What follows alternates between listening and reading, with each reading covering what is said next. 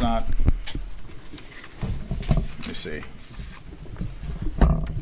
Here, you want to check this out? Already off to, this is a live production. All right. So thank you, everybody. Good afternoon. I hope everybody had a really great weekend. I wanted to say welcome to the new Pentagon press briefing room. In line with the Secretary's vision to make this the most transparent Department of Defense in history, I gave you my personal commitment to make these briefings more routine. So today is the first of many, and considering the significant U.S. military operations as directed by the President this weekend, now seemed as appropriate time as any to fulfill that obligation to all of you. Additionally, I'm glad to be joined by Lieutenant General Alex Grynkewich, affectionately known as Grinch. Now, despite his call sign, he's actually a very pleasant and delightful human being, and we're glad to have him here at this podium. He's the Director of Operations of the Joint Staff. He's going to be able to provide a much richer context on the ongoing series of U.S. military operations against the Iranian-backed Houthi terrorists in Yemen. So thank you for joining me, General. Thank you, sir. As many of you all know, we had an election back in November, and as a result of that election, an overwhelming mandate from the American people, there's a new president in the White House, and that, of course, is our president, President Donald Trump, who has immediately gotten to work on his America First agenda for the Department of Defense. Among those are four top-line points that I think are very important for those in this room to understand. Those are protecting the U.S. homeland, deterring China, and maintaining the ability to strike America's enemies anywhere in the world, and then also asking our allies to do more. We all know that this is a tall task, to be sure. So President Trump knew we needed a certain type of leader to bring the department into the 21st century, and he found that leader in now Secretary Pete Hegseth. So in less than 2 months, Secretary Hegseth has taken monumental steps to return the Department of Defense to its core mission, which is warfighting, lethality, meritocracy. In a very, very short amount of time, Secretary Hegseth has restored the warrior ethos. He's declared DEI dead at the DoD. He's made the sovereignty of our borders a matter of national security. And we are refocused on training, fitness, and high standards across the board here in the Department of Defense. So before we get into our updates today, I just wanted to take this opportunity to say that this Department of Defense is committed to achieving our mission of maintaining the greatest fighting force the world has ever known, and returning the Department of Defense back to the American warfighter and making it more transparent to the American taxpayer. So starting out, as I'm sure you've all seen over the weekend, U.S. Central Command Forces initiated a series of operations consisting of precision strikes against Iran-backed Houthi targets across Yemen to restore freedom of navigation and reestablish American deterrence. For years, the Houthis have targeted U.S. military ships and aircraft. They've hit commercial ships as well, including U.S. flagged vessels, and they threaten our personnel overseas. Houthi terrorists have launched missiles, one-way attack drones at U.S. warships over 170 times, and at commercial vessels 145 times since 2003. I know what it's like to be in a situation when you're under fire by the enemy, your life is at risk, the life of your friends and your battle buddies is at risk, and you're prohibited from returning fire. That's a hellish situation that I wouldn't wish on my worst adversary. It's a tough position that we put America's sons and daughters in. Under President Trump and Secretary Hegseth's leadership, we will defend our sons and daughters. If you shoot at American troops, there will be consequences. As President Trump and Secretary Hegseth have made clear, these actions by the Houthis will not be tolerated. In his first 2 days back at the White House, President Trump signed an order laying out a process to redesignate the Houthis as a foreign terrorist organization after the previous administration revoked their designation within weeks of taking office. Under the previous administration, America's enemies were emboldened and billions in frozen funds were unlocked for Iran. With President Trump and Secretary Hegseth's leadership, an era of peace through strength is back. We will use overwhelming lethal force until we have achieved our objective. With that said, and this is a very important point, this is also not an endless offensive. This is not about regime change in the Middle East. This is about putting American interests first. As I said over the weekend, there is a very clear end state to this operation. And that begins the moment that the Houthis pledge to stop attacking our ships and putting American lives at risk. Shifting focus to Africa, at the request of the federal government of Somalia, U.S. Africa Command Forces conducted collective self-defense airstrikes against al-Shabaab on March 15th.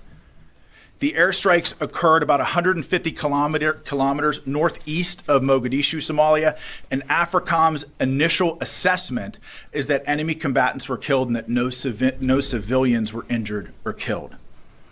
And so U.S. forces will continue to partner with Somali armed forces to take the fight to these terrorists and degrade their ability to plan and conduct attacks that threaten the U.S. homeland, our forces, and civilians abroad. Now on to Homeland Defense. President Trump and Secretary Hegseth have been very, very clear that border security is national security. We spent decades defending foreign nations' borders while our own U.S. borders has been invaded by criminal illegal aliens, human smugglers, drug traffickers, and transnational gangs. The Department of Defense is proud to defend our homeland and the territorial sovereignty of the United States. Although we've seen a 93% decrease in illegal border crossings, we will not stop until we have 100% operational control of our southern border. And over the weekend, Joint Task Force Southern Border assumed the mission from Joint Task Force North and reached initial operating capacity. Additionally, U.S. Northern Command announced on Saturday that the Arleigh Burke-class guided missile destroyer, the USS Gravely, departed Naval Weapons Station Yorktown for a scheduled deployment to the Gulf of America. We're actually making some history from the podium today. It's the first time we've recognized the Gulf of America in the Pentagon press briefing room, which is kind of cool. So it's not only vital for the United States to have control of our border via land, it's equally important to control our territorial waters. And this deployment directly supports U.S. Northern Command's mission to protect our sovereignty.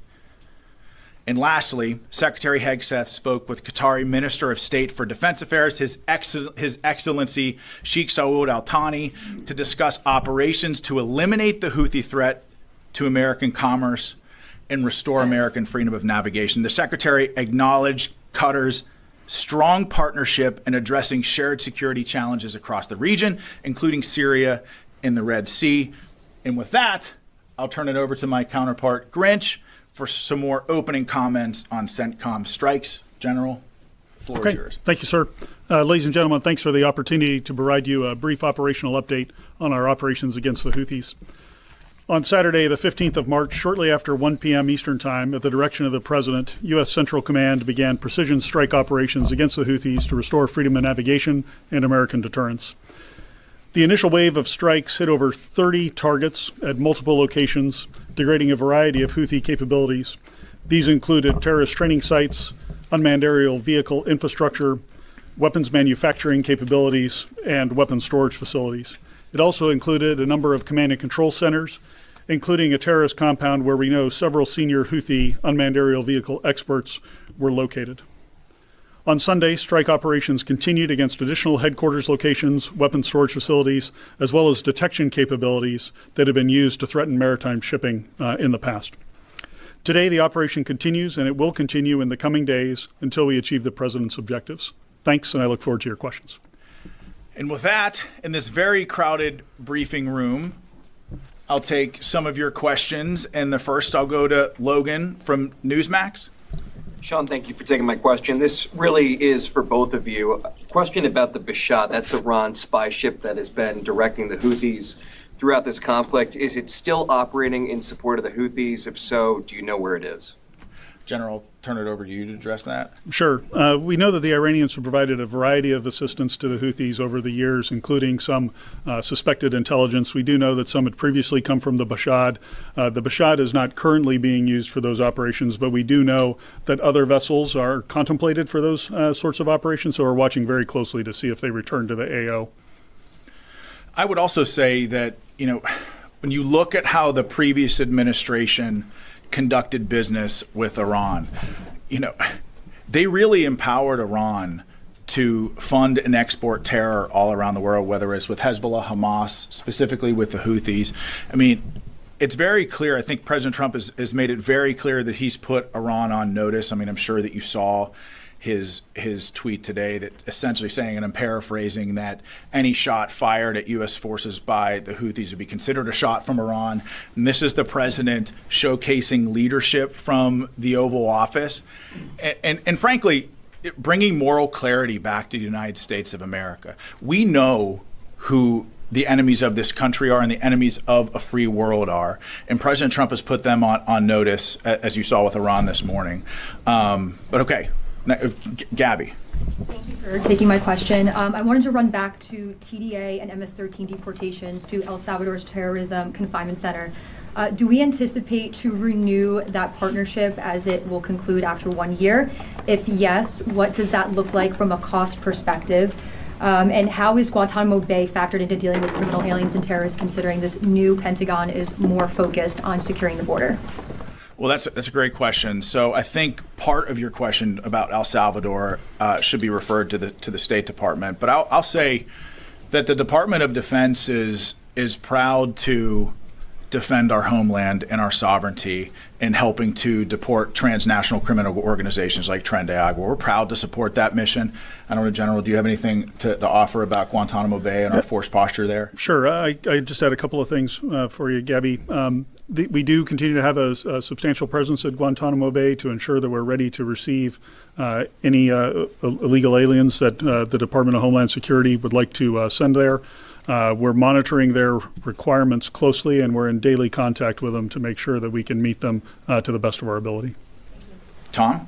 Sean, if the Iranian ships are operational, start helping the Houthis, will they be targeted? And for the General, any sense of number of military casualties so far and any civilian casualties in Yemen? Well, that's a great question, General. If you'll permit me to answer. Sure, go ahead. So I think that I certainly don't want to get out in front of the Commander-in-Chief and the Secretary as it pertains to clearance of strikes and who will be targeted. But I think the President's made very clear that all options are on the table. Yeah, Tom, just on your question of casualties, military casualties, we have some initial estimates. I hesitate to say what they are because they're very much estimates at this point, but I think in terms of dozens might be a safe overall characterization. Dozens of military? Yeah, dozens of military casualties so far, but I really can't characterize it much better than that at this point. We'll learn more as we go. On the civilian casualty side, no indications of any civilian casualties. We, of course, have seen some of the accusations by the Houthis. We look at those closely when they do come in, but we have no credible indications of any civilian casualties. And I'd like to add to what General Grynkewich said. Anytime you're close to an operation like this, having been, in combat front towards enemy before, the fog of war is a real thing. So before we announce something here from the podium, we're going to make sure that we get it right. And I think part of that is just taking the time to evaluate and doing a proper battle damage, BDA battle damage assessment, sensitive site exploitation. And frankly, that stuff just takes time. And so before we make any sort of those announcements, we're going to do a real hard look and make sure that we get it right before we announce it to you. Charlie from CBS. Yes, thank you, Sean. Changing the subject slightly. Is the DoD considering rescheduling the performance of young musicians in the Marine Band that was canceled because of the anti-DEI executive order? And in a broader sense, is there a concern that anti-DEI initiatives may have a negative impact on recruitment? Well, I think the president and the secretary have been very clear on this, that anybody that says in the Department of Defense that diversity is our strength is frankly incorrect. Our shared purpose and unity are our strength. And I say this as somebody who led a combat platoon in Afghanistan that was probably the most diverse platoon that you could possibly imagine. I mean, we had blacks serving next to white, Christians serving next to atheists, Northerners next to Southerners, and yes, Democrats and Republicans in the very same foxhole. But the reason why we were so lethal in Afghanistan, and again, my platoon took an 85% casualty rate over 485 days, but part of the reason why we were able to accomplish the mission and the commander's intent was because we put aside our many differences as Americans. There were no hyphenated Americans with us in that isolated hilltop in the border region of Afghanistan. We were all just Americans. And really, when you talk about America's greatest strength, yes, we've got, I'm sure the general can attest, yes, we've got lots of cool, sexy equipment and lots of exceptional military training. I think it helps set us apart from everybody else. But what makes us exceptional fighters on the battlefield is our ability to put aside our many differences and unite under a common banner as Americans. I mean, for goodness sake, when we put aside our many differences as Americans, we went to the moon with less technology than many of you all have in your pockets and your cell phones right now. We're talking about a force that stormed the beaches of Normandy, scaled the cliffs at Pointe du Hoc, fought through hedgerows and beat back the Nazi war machine and saved the world when we put aside our many differences as Americans. And I know President Trump understands that our focus on unity and shared purpose is what makes us lethal, and so does Secretary Hegseth. So their guidance has been clear on this, and we're going to continue to focus on that guidance. In terms of the concert, are you thinking about rescheduling that? I don't think I'll have to take that question for you. I don't have an answer for you, but we'll get back to you on that. Oh, let's go to the phones. I'm getting a signal. We should go to the phones. Okay, we got JJ Green on the line from WTOP. Hey, Sean, thank you for doing this. A question about Ukraine. Can you assess how the U.S. military, assess the status of U.S. military aid to Ukraine and the intelligence sharing, how that's going since it was disrupted maybe a week or so ago, and then restarted? What's being shared? What's being given? What's happening with that? Well, I can tell you that U.S. military aid to Ukraine has been turned back on, as well as intelligence sharing with our Ukrainian partners. But I'll tell you this.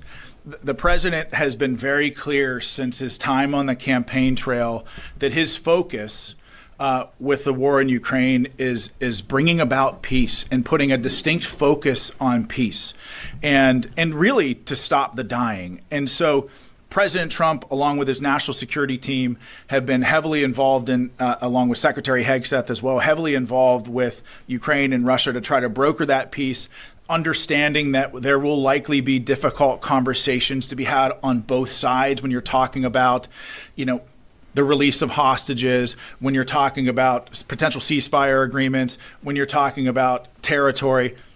As someone who's negotiated with some tough people on the battlefield, I can tell you it's a tough, imperfect, nuanced, and complicated process. And President Trump and Secretary Hegseth certainly understand that, with on the forefront of their mind peace as their first and foremost priority.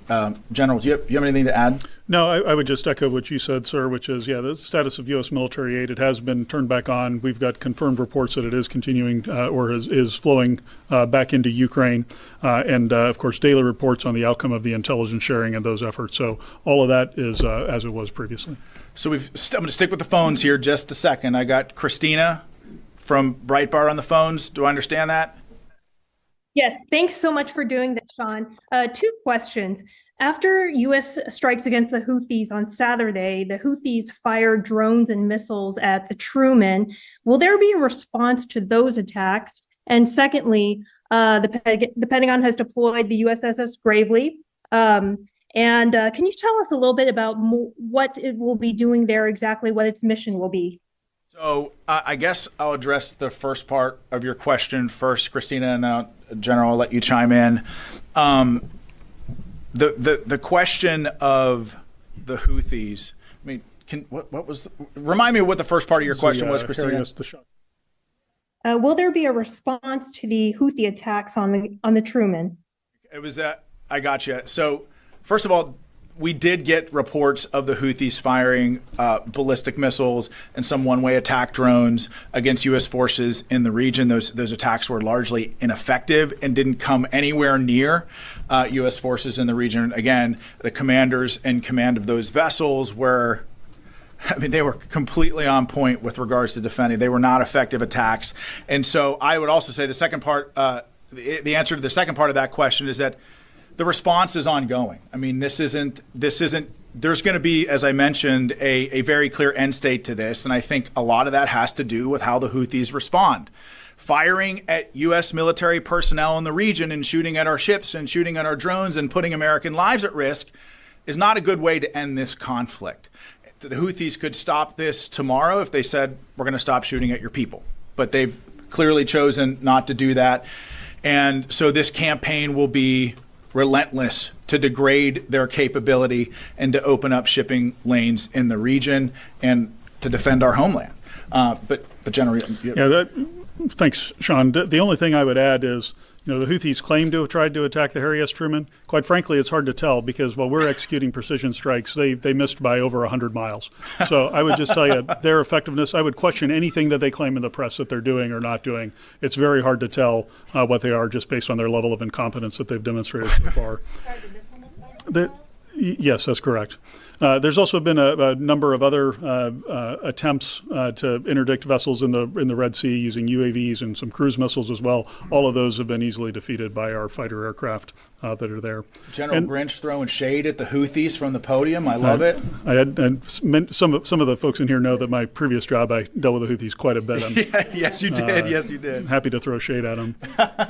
On the question about the USS Gravely that you had, Christina, so she's deploying under General Guillot, the commander of U.S. Northern Command's authorities for maritime homeland defense missions. She'll go down, as Sean mentioned, into the Gulf of America and surrounding areas and be involved in the interdiction mission for any of the drugs and whatnot that are heading in. It'll be partnered very closely with the United States Coast Guard. So we won't share, of course, her actual scheme of maneuver here, but know that that's the mission that she's going down there for, and we look forward to seeing what she can do.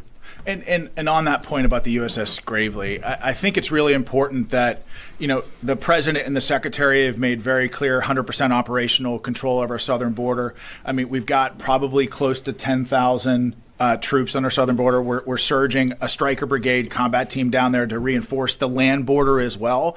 But there's a sea component to this as well, and that's part of the mission of the USS Gravely is to secure the water routes in defense of our southern border. And so, Aaron, Daily Caller.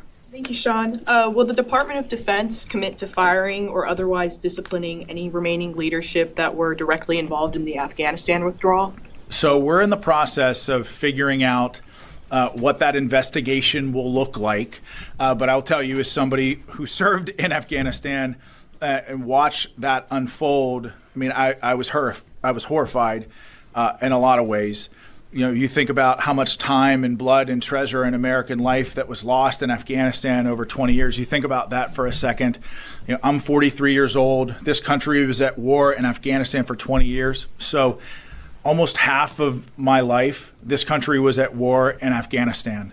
And I personally watched, the men in my platoon, but also my larger brigade combat team, which was a part of the 10th Mountain Division, 3rd Brigade. We bled the ground red in Afghanistan, and I watched my men do extraordinary things in support of a grateful nation and in support of the mission there. And to watch Afghanistan be surrendered in the way that it was extremely difficult.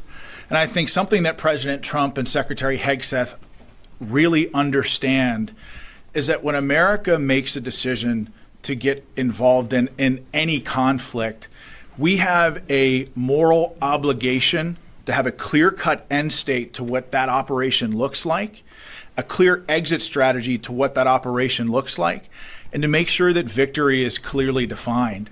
And I think in Iraq and certainly in Afghanistan over the last 20-some years, I think maybe we've struggled a little bit with those finer points. But I'll say that the President Trump and Secretary Hegseth, they understand that when America gets involved in a fight, it's our job to also end that fight as fast as humanly possible, because we have a moral obligation to win and win decisively. Otherwise, you're going to have an entire generation of American warriors wondering what the hell it was all for.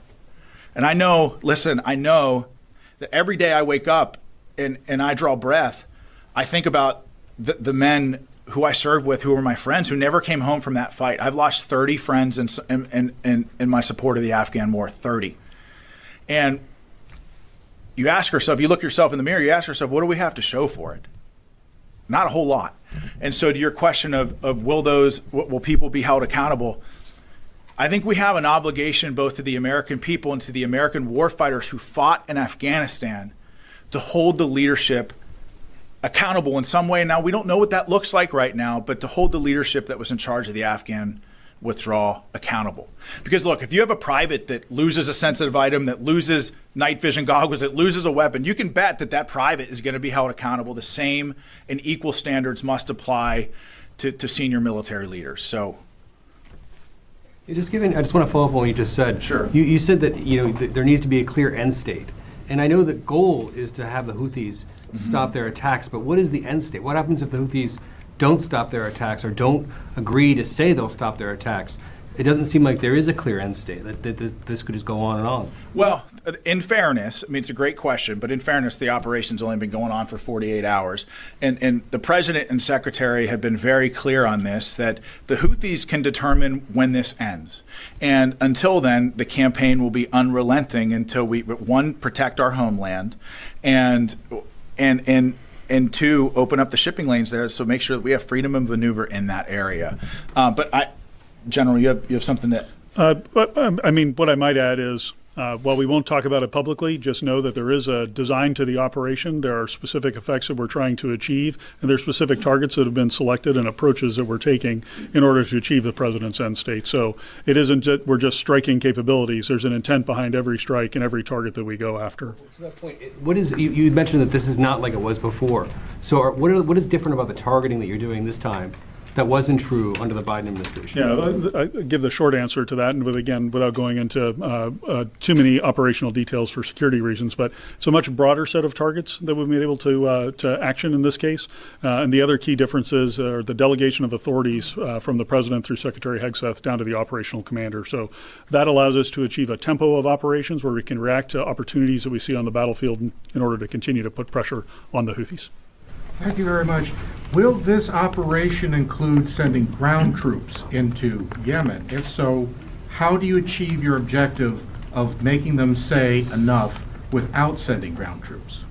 Well, I'll tell you, it's very difficult, if not impossible, for us to talk about force posture from this podium, because as a commander who's been on the battlefield, it's very, very important to keep the enemy guessing, keep your adversaries guessing. Now, that's not to say that we've got ground troops in Yemen. That's not to say that we're sending ground troops in, but it's difficult to talk about that stuff for operational security reasons from the podium. But General, you have anything to add? No, nothing to add to that. Okay. I think that's exactly right. Sean, can I follow up on that?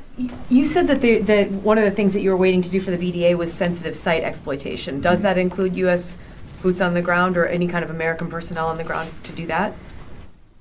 I can't talk about that stuff from the podium. But we have ways of conducting sensitive site exploitations without ground troops on the ground. Yeah, it does not always require boots on the ground, and I'll just leave it at that. So, can I also ask you about if there's any U.S. military assessment? I know that you're still on, the BDA is ongoing, but is there any military assessment about how much of the Houthis' capabilities were degraded by these first couple of rounds? And can you say anything? The President's Truth Social mentioned going after leaders, which seems to be one of the things that's different here. Can you say anything about any of the leaders that were targeted here? Yeah, on the second part of the question, I'll just go to my opening statement where I mentioned that there was a unmanned aerial vehicle facility that was struck with several key leaders. Those were key individuals who led their unmanned aerial vehicle enterprise and were some of the technical experts in there. So think those types of individuals that we might be targeting as part of the command and control.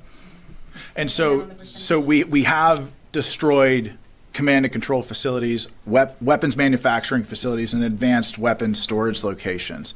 But again, this campaign is ongoing. It's difficult to talk about all this stuff from the podium, and we're not going to say anything from the podium until we're 100% sure that we have it right. I got time for one more question. You mentioned President's Truth Social. Is the U.S. military considering military options for Iran? I don't want to get out in front of the president or the secretary, but clearly, I mean, I think the president's Truth Social was pretty clear, and I think the meaning is right there for everybody. I mean, I think everybody understands what he means. I don't want to get out in front of the president, but all options are on the table at this time. And that's all I got. Quick clarification for General. You said 30 targets. Is that over all 3 days? No, that was on the first day. And it was over 30 targets, so not a specific number for you, but over 30 targets, multiple locations, and then additional targets today and additional targets yesterday on Sunday and additional targets today that obviously I won't go into because they're executing now. So thank you, everybody. Listen, we're done. There will be more of these, I promise, but thank you. It was a great first press briefing. Really appreciate you all and your commitment to telling the story of the warfighters, but thank you. We'll see you next time. Thanks.